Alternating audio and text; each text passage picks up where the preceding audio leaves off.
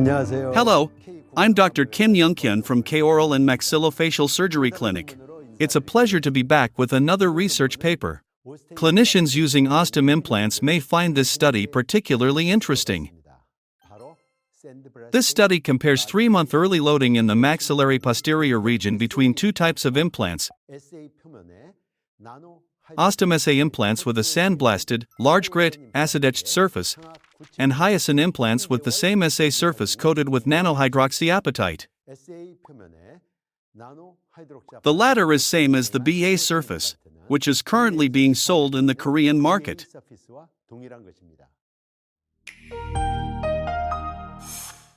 This study was conducted following approval from the Institutional Review Board of Seoul National University Bundang Hospital, with strict evaluation of inclusion and exclusion criteria for study participants. In Group A, OSSTEM SA implants were placed, while Hyacin implants with a super hydrophilic dual surface were placed in Group B. In the final analysis, Group A included 13 patients with 14 implants, and Group B included 14 patients with 17 implants. The implants used in this study had diameters of 4.5 mm or 5.0 mm, and lengths of 8.5 mm or 10 mm, and the residual bone height was 4 mm or higher. Crestal approach was used for maxillary sinus membrane elevation, and implants were placed simultaneously. Depending on the amount of residual bone graft materials were used in some cases, while others were performed without grafting. In addition, minor bone grafting was permitted for small peri-implant defect areas.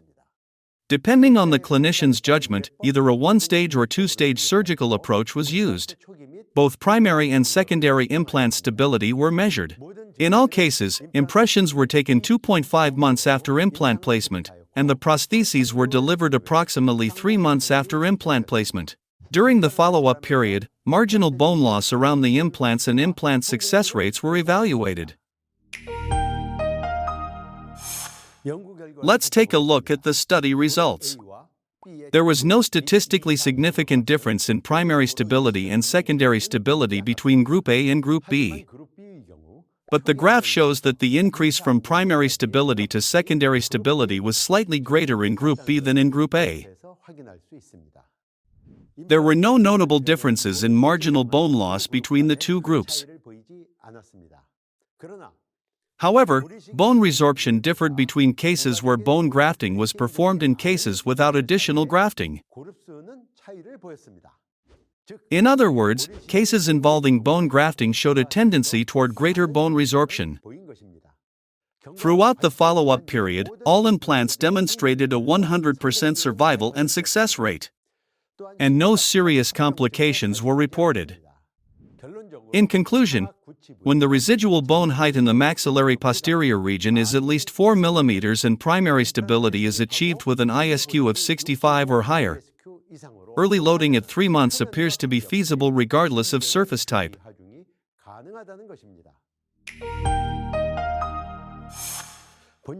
However, there is a limitation in this study that only a very small number of clinical cases were included.